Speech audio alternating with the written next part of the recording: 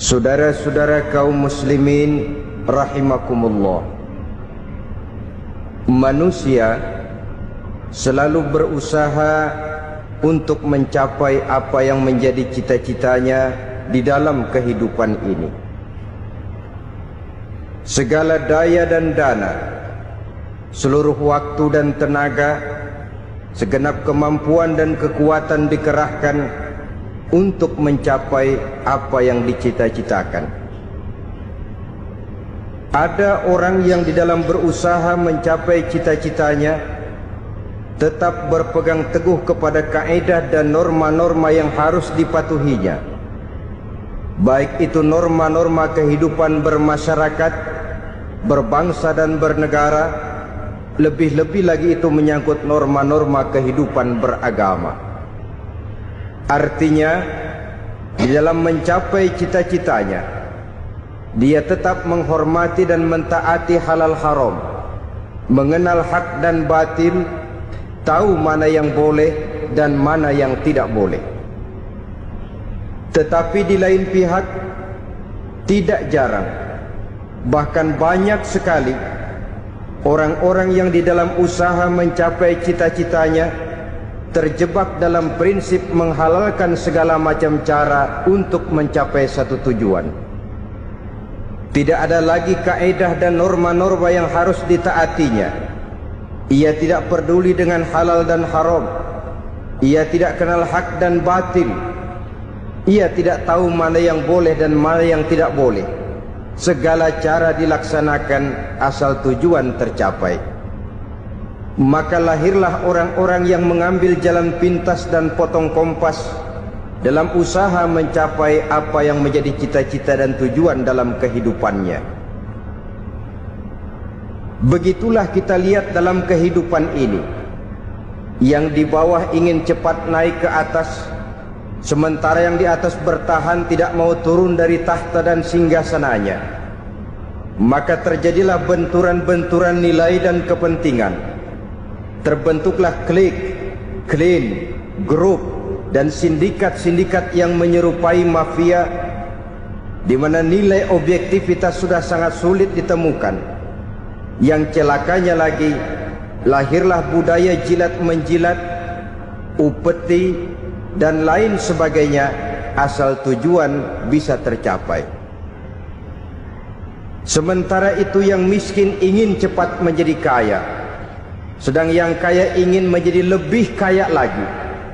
Kalau boleh tidak hanya sekedar dia saja yang kaya, anaknya harus kaya, cucunya tidak boleh miskin dan kere, bahkan cucu daripada cucunya pun harus jadi orang-orang kaya. Ini keinginan yang wajar. Setiap orang tua tentu tidak ingin meninggalkan anak cucunya dalam keadaan miskin dan terlunta-lunta. Yang tidak wajar kalau keinginan itu membuat orang lalu menghalalkan segala macam cara, menyalahgunakan fasilitas yang dimilikinya, apalagi kalau dia berada dalam satu posisi di mana seharusnya dia memberikan contoh dan keteladanan. Maka akibatnya timbullah krisis wibawa, yang dari krisis wibawa ini mengendorlah disiplin. Sesungguhnya orang lalai, orang tidak mau berdisiplin karena di mukanya, di matanya, dalam pandangannya tidak ada lagi orang yang dianggapnya berwibawa. Dan wibawa itu hilang oleh karena orang merasa tidak ada keteladanan yang patut dijadikan contoh dalam kehidupannya. Inilah sesuatu yang kurang dirasakan di zaman kita sekarang ini. Bukan kurangnya teori, bukan kurangnya segala macam kaedah dan dalil, tetapi yang kita rasakan sekarang ini kurangnya contoh dan keteladanan dari orang-orang yang seharusnya memberikan contoh dan keteladanan itu. Berangkat dari sejarah dan kehidupan Rasulullah sallallahu alaihi wasallam, keberhasilan yang beliau peroleh, salah satu dasar utamanya ialah satunya kata dan perbuatan. Tidak bermental ganda, tidak bermain minyak di atas air, tidak menggunting dalam lipatan. Lidahnya adalah hatinya, ucapannya adalah perbuatannya, dan apa yang beliau ajarkan kepada orang lain, beliaulah pelaksana pertamanya. Saudara-saudara kaum muslimin rahimakumullah. Sementara itu pada sisi lain, yang miskin ingin cepat menjadi kaya, maka ia terjebak dalam prinsip tujuan menghalalkan cara apapun saja dilaksanakan asal dia bisa segera menjadi kaya. Maka salah satu jalan yang banyak dilaksanakan orang untuk mencapai kekayaan tanpa harus peras keringat dan banting tulang seperti umumnya orang adalah melalui satu jenis permainan yang umumnya kita kenal dengan nama judi. Ada dua bentuk dan pola daripada judi. Walaupun seiring dengan kemajuan ilmu pengetahuan dan teknologi canggih, peradaban manusia semakin tinggi, maka jenis macam judi yang dimainkan oleh manusia ikut-ikut menjadi canggih. Tetapi pada umumnya ada dua jenis macam judi itu. Pertama, ada judi yang dilakukan secara langsung, dalam arti seorang petaruh berhadapan dengan bandar atau orang berhadapan dengan orang. Dari judi yang dilaksanakan secara langsung ini, efek negatif yang segera bisa kita lihat dengan nyata. Pertama, timbulnya rasa dendam dan permusuhan.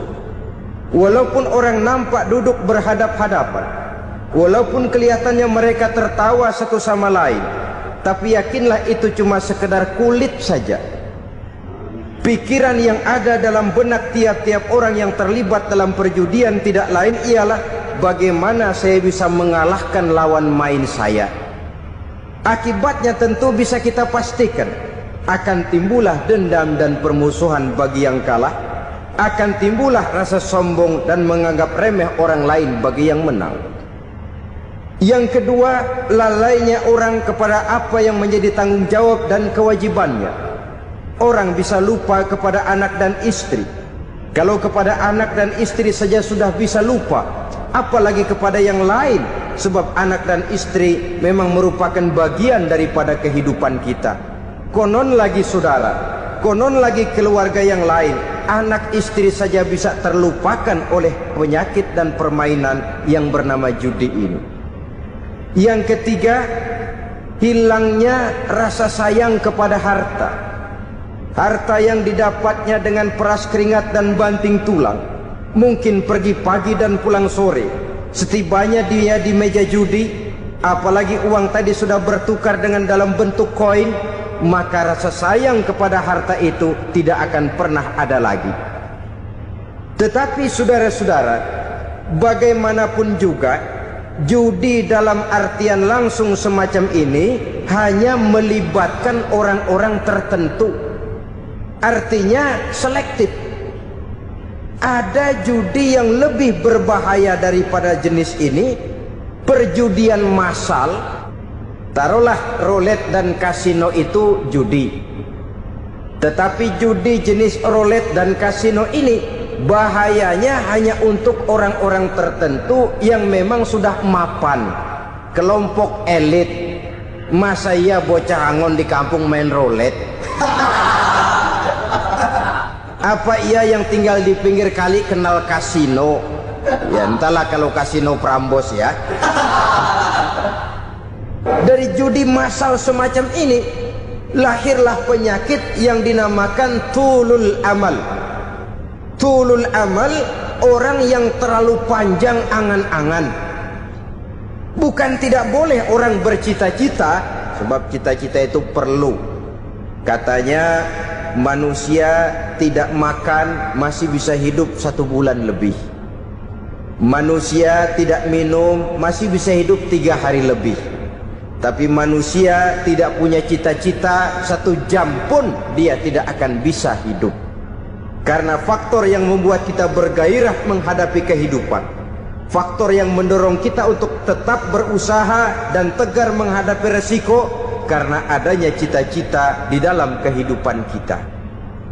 Tetapi cita-cita tanpa direalisir dengan usaha, cita-cita yang tidak berangkat dari kemampuan yang ada, pada akhirnya hanya akan merupakan cita-cita yang mengawang, tidak akan terwujud dalam kenyataan, dan akan membentuk manusia menjadi orang yang tulul amal, panjang angan-angan, terlalu muluk keinginan, tidak berangkat dari kemampuan dan kesanggupan yang ada pada dirinya sendiri. Maka penyakit inilah yang telah menghasilkan dan melahirkan penghayal-penghayal kelas berat, tukang-tukang ngelamun kelas tinggi yang hidup di angkasa luar. Dan sejarah belum pernah mencatat ada orang menjadi kaya karena judi, itu belum pernah. Saudara lihat saja orang kaya yang namanya Adnan Khashoggi, orang kaya yang namanya Henry Ford, orang kaya yang namanya Aristotle Onassis, orang kaya yang namanya David Rockefeller. Itu seluruhnya menjadi kaya bukan karena mereka terlibat dalam perjudian, tapi karena kerja keras, peras keringat, banting tulang. Dan itu dimulai sejak mereka masih remaja. Saudara-saudara kaum muslimin rahimakumullah. Sehingga ada pepatah mengatakan, many a great man start as a newspaper boy, katanya. Banyak orang besar yang mulai pekerjaannya dengan menjual koran. Artinya berangkat dari A. Banyak pengusaha mobil yang memulai pekerjaannya dari tukang cuci mobil, tapi lalu bertahap dan tegar menghadapi kenyataan, sehingga proses demi proses dia hadapi dengan tegar, dengan tabah, dengan sabar, dengan ulet, sampai kepada membuahkan hasil. Kita ingin pintas, kayaknya mau, usahanya tidak mau, senengnya mau, peras keringatnya tidak mau. Ini tentunya akan melahirkan kontradiksi di dalam kehidupan. Maka dari jenis perjudian massal semacam ini lahirlah penyakit tulul amal, panjang angan-angan, terlalu muluk cita-cita. Bayangkan saja kalau ini terjadi secara massal, menimpa nasib rakyat kita di pedesaan yang jauh dari keramaian. Tiap hari mereka didina-bobokkan oleh gambaran tentang akan diperolehnya uang dalam jumlah yang banyak, dengan angka nol yang berentet. Tiap hari mereka melihat angka-angka itu. Mereka lambat laun akan terseret dalam arus tulul amal ini, panjang angan-angan, muluk cita-cita, hanya dengan mengandalkan meja perjudian. Akibatnya timbul penyakit yang kedua, yang ketiga, yaitu malas berusaha. Orang kalau sudah terlalu asik berkhayal, menghitung bintang di langit, malas berusaha. Kalau ada temannya kerja jadi buruh kasar, bawa hasil yang merupakan jerih payah dan peras keringat dia, satu minggu bergaji 10-15 ribu, diketawain. Apaan gaji lu 10 ribu, 15 ribu? Entar gua nih kalau ketembus 100 juta, entar. Yang 10 ribu dan 15 ribu keringat orang itu dihina, itu dicela. Tetapi dia selalu menghitung, entar nih gua. Entarnya wallahu a'lam. Saudara hadirin yang saya muliakan, timbullah sikap malas. Padahal di tengah negara sedang membangun di berbagai bidang kehidupan. Maka sifat malas ini merupakan musuh kita, baik mengejar kemiskinan, baik mengejar kebodohan dan keterbelakangan kita di sektor-sektor lainnya. Alangkah akan terganggunya roda pembangunan di negara kita ini jikalau sebagian besar rakyat dihinggapi oleh penyakit malas, yang malas ini dilatar belakangi oleh penyakit tulul amal, terlalu muluk angan-angan, yang angan-angan ini dininabobokan oleh keinginan untuk mendapatkan untung yang besar tanpa peras keringat dan banting tulang. Sasaran yang lebih jauh, dan ini yang paling kita khawatirkan, hancurnya kubu-kubu pertahanan moral daripada bangsa kita. Kita sependapat bahwa lebih penting daripada membangun jembatan adalah membangun manusia yang membangun jembatan. Bahwa lebih penting daripada mengaspal jalan raya adalah membangun mental manusia yang melaksanakan pengaspalan itu. Dengan kata lain, membangun dan mempersiapkan manusia pembangunan. Tanpa itu, maka saya merasa khawatir kalau nanti kita tidak akan sampai kepada target yang kita harapkan oleh karena kandas di tengah jalan. Saudara-saudara kaum muslimin rahimakumullah, Islam sebagai agama yang mengajarkan manusia untuk berusaha dan mengeluarkan segala kemampuan untuk melaksanakan segala usahanya itu, sangat membenci sifat malas, sangat membenci sifat tulul amal atau panjang angan-angan. Dan oleh karena judi melahirkan dua sifat itu, Islam sangat menganjurkan pengikutnya untuk menjauhi segala macam jenis perjudian, baik yang terang-terangan maupun yang dilakukan secara samar-samar, tidak ketara, judi canggih sesuai dengan canggihnya teknologi daripada manusia itu sendiri. Ini adalah penyakit yang meracuni masyarakat manusia dari sejak berpribadi, bertetangga, berumah tangga, sampai kepada berbangsa dan bernegara. Dan kasus-kasus yang timbul sudah cukup banyak, yang tidak mungkin lagi kita katakan hanya sekedar bersifat kasuistis, bersifat kasus-kasus kecil saja. Sebelum riaknya naik ke permukaan, marilah kita membuat benteng untuk masing-masing pribadi muslim memelihara dan menjaga diri, jangan terseret dalam permainan yang bernama judi, apapun bentuknya, bagaimanapun cara dan ragamnya. Karena jelas bahayanya lebih besar daripada manfaatnya. Taruhlah kita barangkali kemarin-marin hanyut dalam arus perjudian, tetapi hendaknya kita bisa mengambil pelajaran bahwa seorang mukmin adalah seorang yang apabila dia melakukan kesalahan, dia segera sadar, dijadikannya pelajaran untuk tidak diulanginya lagi pada masa-masa yang akan datang. Dengan sikap semacam itu, kita tidak lagi akan mengulangi kesalahan-kesalahan lama, dan grafik kehidupan kita dari hari ke hari akan makin menunjukkan hal-hal yang baik dan positif adanya. Saudara-saudara kaum muslimin rahimakumullah, kalau ABRI masuk desa, rakyat beruntung. Kalau jaksa masuk desa, rakyat bahagia.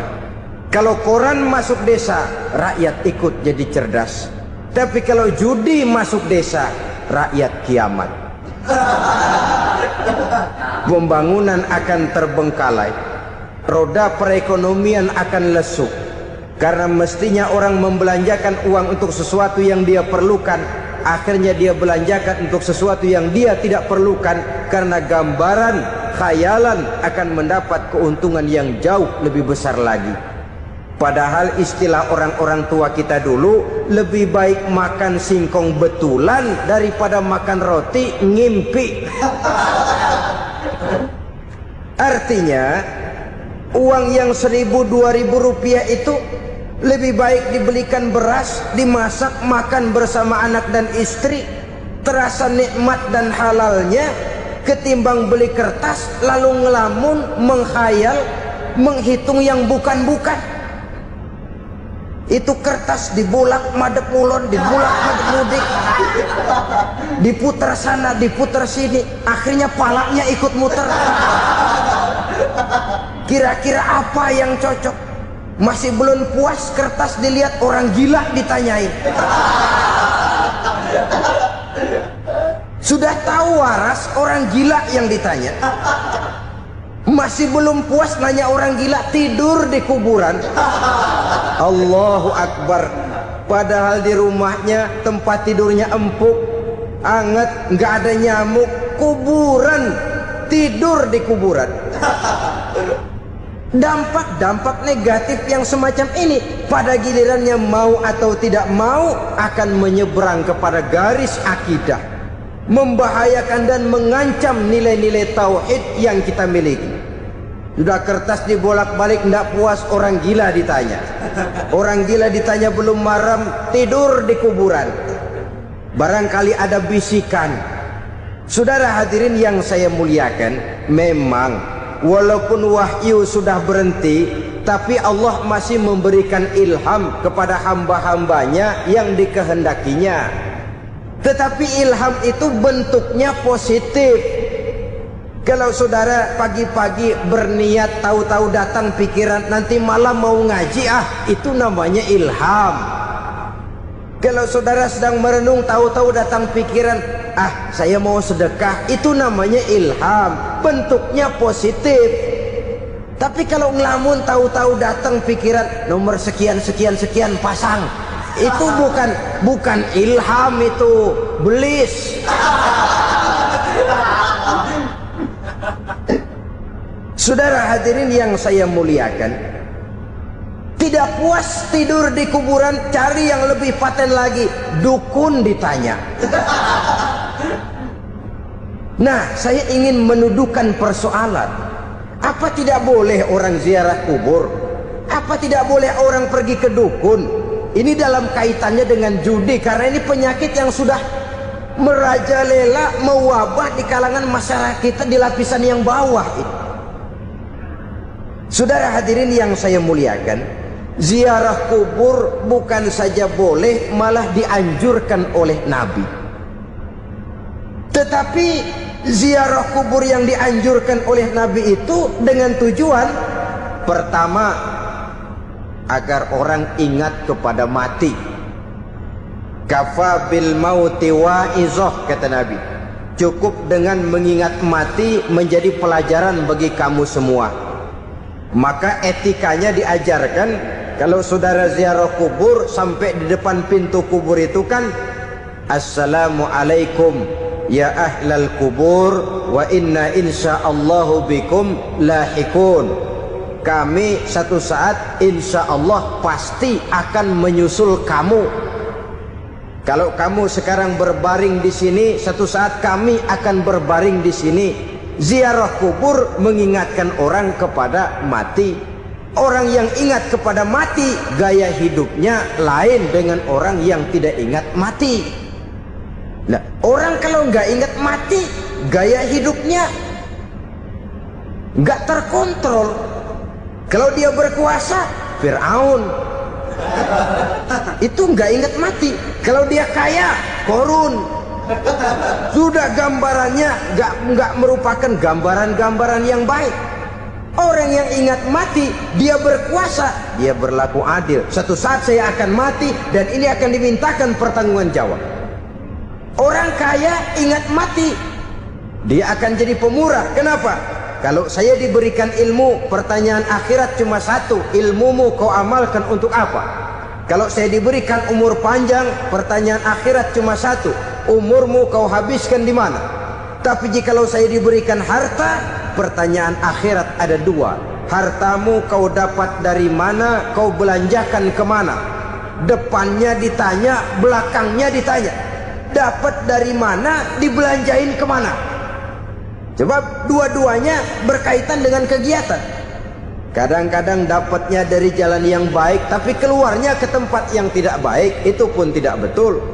Atau dapatnya dari yang tidak baik, tapi dibelanjakan untuk yang baik, itu pun tidak bisa diterima. Oleh karenanya, dengan mengingat mati, gaya hidup seseorang jadi terkontrol karenanya. Yang kedua, dianjurkan kita untuk berziarah kubur itu mendoakan orang-orang yang sudah meninggal. Mal mayyitu fi qabrihi illa kal gharikil mutaghawis, kata Nabi. Orang yang sudah meninggal itu di alam barzakhnya adalah seperti orang yang tenggelam di lautan, menunggu doa dari keluarganya yang masih hidup. Apakah itu anaknya, kemenakannya, cucunya, dan lain sebagainya. Adapun yang kalau kita ziarahi itu kuburnya orang-orang yang kita tahu merupakan orang soleh, orang yang berjiwa bersih, yang kita kenal ketakwaannya kepada Allah Subhanahu wa ta'ala, tidak ada salahnya kita bertabarruk, asal jangan dengan satu keyakinan bahwa dia secara mandiri bisa mendoakan kita. Dia hanya bisa melakukan itu hanya dengan izin Allah. Nah, umumnya orang kalau sudah ziarah ke kubur-kubur keramat itu Allahnya kelupaan. Itu yang dikhawatirkan merusak dan mengganggu akidah. Sehingga di awal-awal perkembangan Islam, Nabi pernah melarang orang ziarah kubur itu. Ini bisa kita simak dari hadis, kuntu nahaitukum an ziyaratil qabri fazuruha.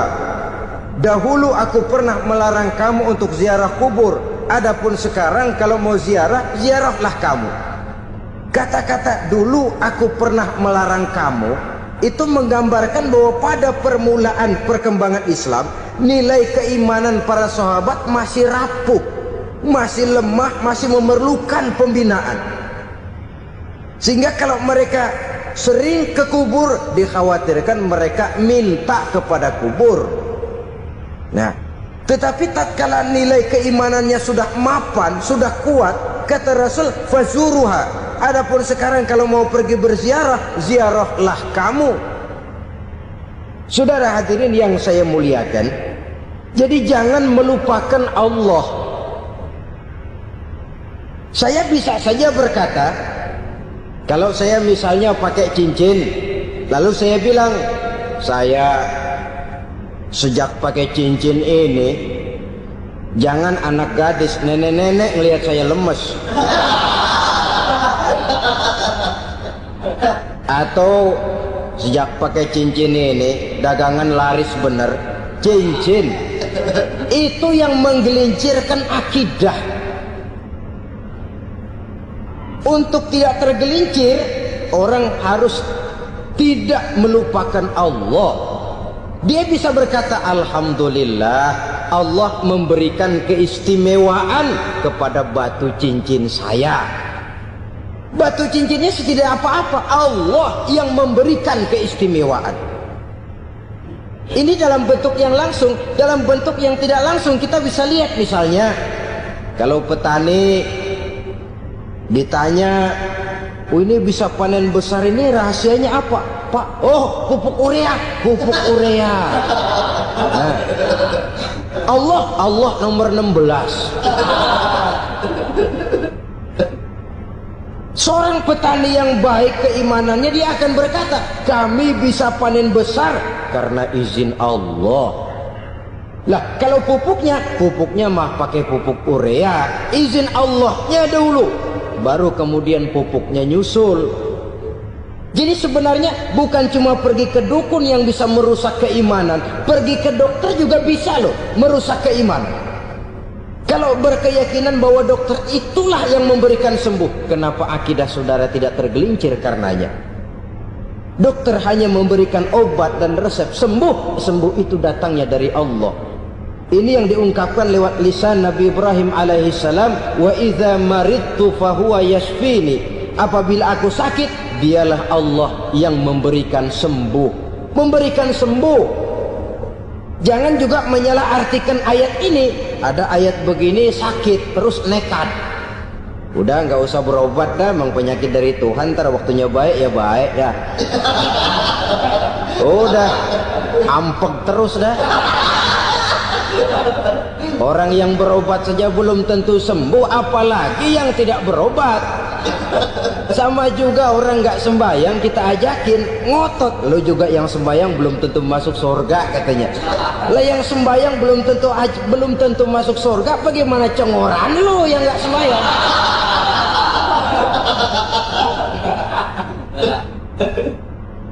Saudara hadirin yang saya muliakan, kaum muslimin yang berbahagia.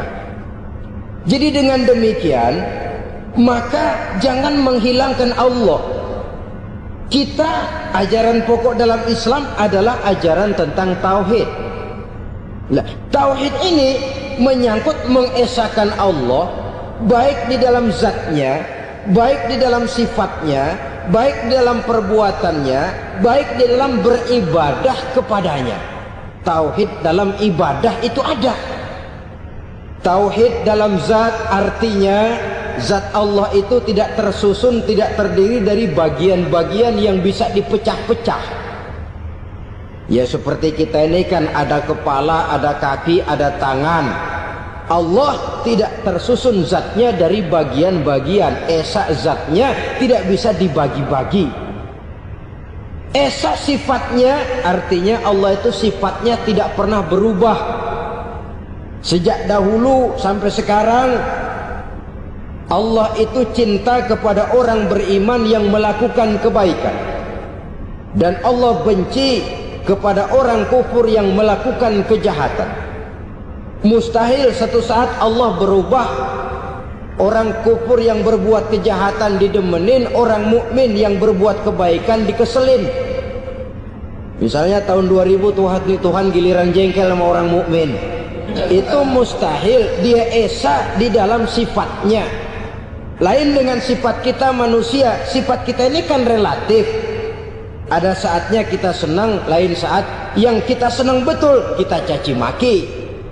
Hari ini kita caci maki, besok kita puji. Lihat teman kaya, habis kita omongin.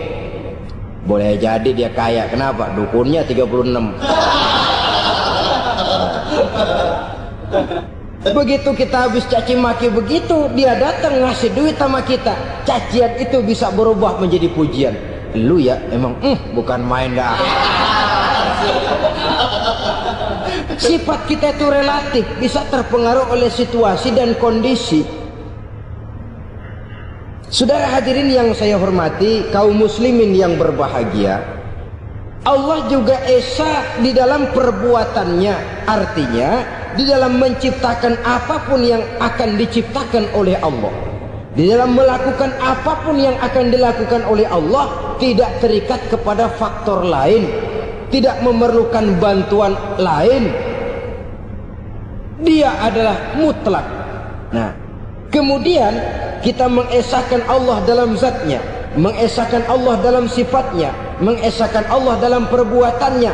Belum tentu berarti kita mengesahkan Allah dalam ibadahnya. Sebab banyak orang yang yakin betul Allah itu esa, teguh dengan pendiriannya. Tuhan lu siapa? Allah. Allah bagaimana? Esa. Bagaimana kalau dua? Kagak. Tiga? Enggak. Mantap. Soal tahlil paten. Tapi dalam ibadah kadang-kadang dia tidak mentauhidkan Allah. Ini makna wa ma umiru illa liya'budullaha mukhlisin. Kami tidak memerintahkan kepadamu kecuali untuk beribadah kepadaku, kata Allah, dengan ikhlas. Beribadah kepada Allah dengan ikhlas itu artinya apa? Beribadah hanya untuk Allah saja. Nah, kalau hanya untuk Allah saja, lalu kita minta berdoa di depan kuburan orang yang soleh, apa syirik? Tidak syirik. Kalau kita berkeyakinan bahwa orang tempat kita memanjatkan doa itu hanya bisa mendoakan kita dengan izin Allah. Dia sendiri tidak punya kekuasaan apa-apa. Tanpa izin Allah dia tidak bisa berbuat apa-apa. Itu tidak menyebabkan orang menjadi syirik. Sama saja dengan kalau saya berkata tadi, alhamdulillah Allah telah memberikan keistimewaan kepada batu cincin saya. Apa salahnya Allah memberikan keistimewaan kepada benda-benda mati? Allah memberikan keistimewaan kepada Hajar Aswad, benda mati. Allah memberikan keistimewaan kepada Masjidil Haram, benda mati. Allah memberikan keistimewaan kepada Ka'bah, benda mati. Orang tawaf keliling Ka'bah, sembahyang di Masjidil Haram, sujud menghadap kepada Ka'bah. Apakah jadi syirik? Tidak. Kita tidak menyembah Ka'bahnya, kita menyembah yang punya Ka'bah itu. Nah, di sini kita lihat bahwa fungsi Ka'bah hanya merupakan wasilah. Tapi kalau Allahnya kita hilangkan, jadilah kita penyembah batu. Hanya saja batu itu berbentuk 4 bernama Ka'bah. Sa'i, orang yang melaksanakan haji, lari-lari antara Safa dan Marwah, amalan apa itu? Seakan-akan kita menghormati bukit-bukit, gunung-gunung. Tapi bukan itu yang kita tuju dalam pelaksanaan sa'i itu. Yang kita tuju adalah ini perintah Allah. Allahnya yang diutamakan. Maka hal semacam ini tidak menyebabkan orang menjadi syirik dan tergelincir dari tauhid. Tapi kalau ziarah kubur dengan niat cari buntutan, cari nomor yang cocok, ini niatnya saja sudah salah. Nah, kalau berangkat dengan niat yang salah, sampai di sana saya yakin, seyakin-yakinnya amalannya pasti salah. Lah, kubur yang diziarahin bukan kubur orang soleh. Ya mana ada orang soleh ngasih kode buntut. Ada juga orang salah, bukan orang soleh itu. Kadang-kadang dia nggak tahu kuburan siapa, nongkrong aja di situ. Memang sulit, saudara-saudara. Mental ya, namanya mental. Kalau memang mental sudah mental judi, apa saja bisa dijudiin. Jadi orang nggak perlu sebenarnya pemerintah terlalu gini, nggak usah. Kembali saja kepada mental. Kalau mental memang sudah mental judi, apaan aja bisa dijudiin. Pulang tengah malam nabrak babi, babi yang keluar nih.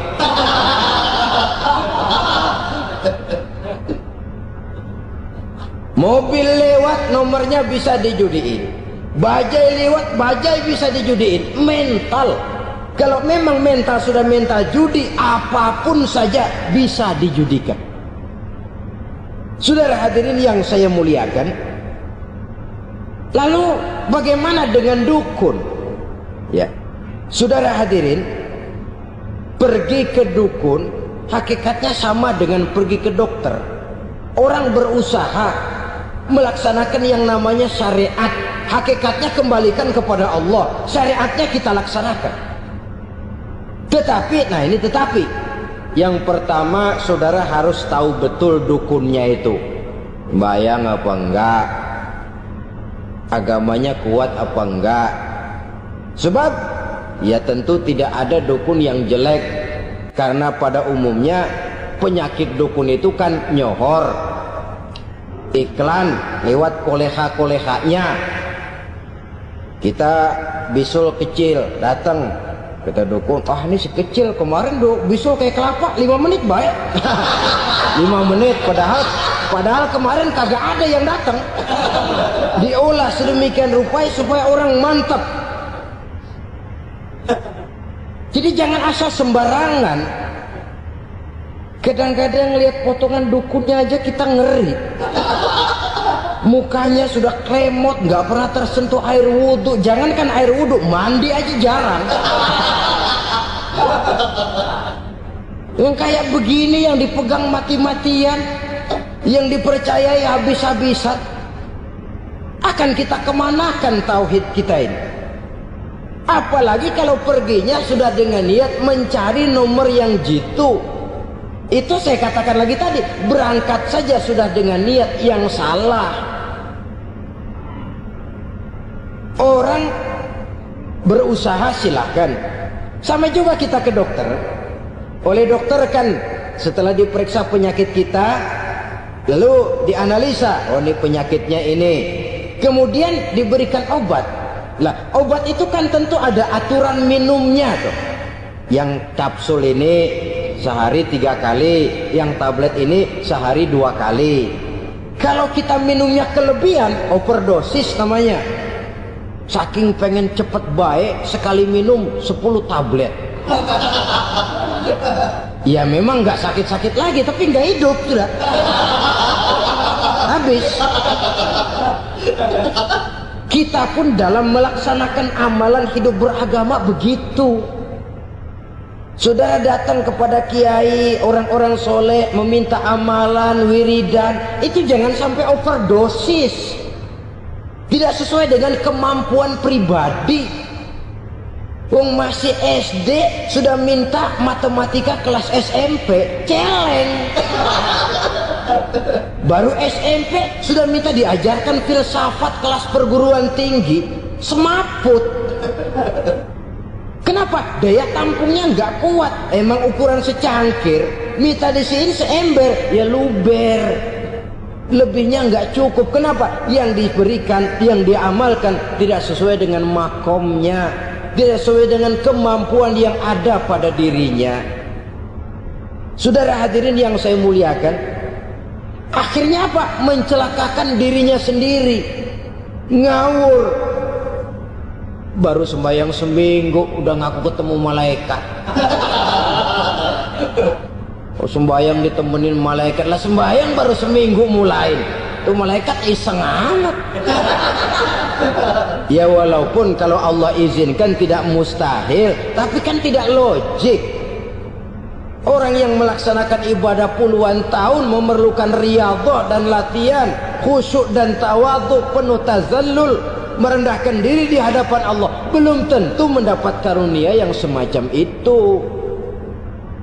Saudara hadirin yang saya muliakan, jadi dengan kata lain, yang pertama, lihatlah dulu kualitas dukun yang akan saudara datangi itu. Ini kualitas black apa kualitas white, aspal apa cat putih. Sehingga jangan sampai kita salah pilih. Sebab biasanya orang kalau sudah hanyut di kali, rumput pun dia pegangin. Dia tahu kalau rumput tidak akan bisa menahan bobot badannya, tapi karena posisinya posisi terjepit, rumput pun dia pegang. Ini satu gambaran psikologis betapa orang dalam keadaan panik, kepepet, kejepit, yang tidak mestinya dipegang pun akan dipegangnya juga. Walaupun dia tahu itu tidak akan bisa menahan bobot badannya, namun dipegangnya juga. Oleh karenanya, yang pertama, lihat dulu kualitas dukunnya. Yang kedua, saudara-saudara, jangan berkeyakinan bahwa dukun itulah yang memberikan permintaan saudara. Si dukun hanya bisa dengan izin Allah. Nah ini kuncinya. Kalau izin Allahnya dihilangkan, dan ini yang jarang. Biasanya kalau kita diajak ke dukun, di sono aja no paten banget, abah ano, abah ini, abah ano, abah-abah. Lah, lalu pikiran kita kan terfokus. Dikala itulah kita mulai menyampingkan Allah. Di situ yang dikhawatirkan nilai tauhid kita jadi tergoyah karenanya. Bahwa orang yang kita datangi, yang kita kenal kesolehan dan ketakwaannya, hanya bisa memberikan pertolongan dengan izin Allah. Dengan izin Allah dia doakan kita dan doanya kabul. Dengan izin Allah dia penuhi hajat kita dan hajat kita jadi terlaksana, jadi kenyataan dengan izin Allah. Sebab Allah itu memberikan keistimewaan. Ada waktu istimewa, ada tempat istimewa, ada jam istimewa. Kenapa sih sedekah hari Jumat dengan sedekah hari Kamis pahalanya kok lebih besar hari Jumat? Karena itu waktu istimewa. Kenapa untuk sembahyang sunnah dianjurkan sepertiga malam yang terakhir? Karena itu waktu istimewa. Kenapa doa di Multazam, di dekat Hajar Aswad, di Hijr Ismail, di Raudhah dikabulkan Allah? Karena itu tempat istimewa. Memang kadang-kadang ada orang berkata, kalau mau berdoa kenapa mesti di kuburan wali? Di rumah juga berdoa, Tuhan dengar. Betul, Tuhan dengar, bahkan tidak berdoa pun Allah tahu isi hati kita. Tapi soal dikabulkan atau tidak, itu hak Allah. Dan Allah memberikan fasilitas kepada tempat-tempat tertentu dan istimewa. Dan itu diajarkan oleh Nabi. Di Raudhah perbanyak doa. Kenapa? Itu tempat yang mustajabah. Artinya Allah memberikan keistimewaan kepada tempat-tempat tertentu. Dalam konteksnya dengan ini, makom para aulia, para wali, para ulama soleh, tidak ada salahnya kita berdoa di sana, bertawassul, bukan meminta kepada si kiai, bukan meminta kepada si ulama, bukan meminta kepada si wali, meminta kepada Allah melalui tempat yang orangnya kita yakin dekat dengan Allah. Walaupun Allah tidak memerlukan perantara, itu jelas. Allah tidak memerlukan calo, memang. Tapi Allah menyediakan waktu dan tempat-tempat istimewa itu harus kita manfaatkan untuk mendekatkan diri dan berdoa kepadanya. Saudara-saudara kaum muslimin rahimakumullah, saya kembali